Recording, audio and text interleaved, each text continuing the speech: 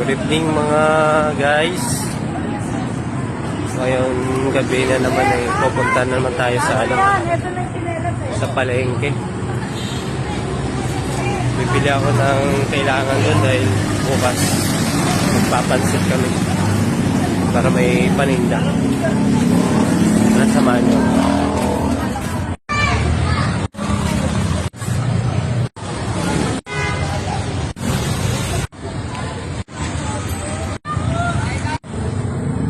Guys, dito na tayo. Malapit na tayo.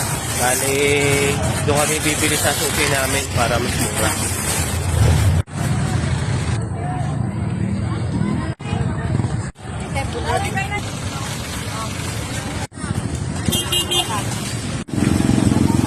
Pwede na yan.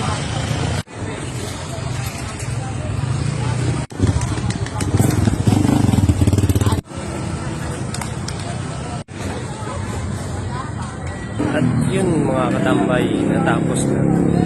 Nabili na namin yung mga kailangan namin para bukas.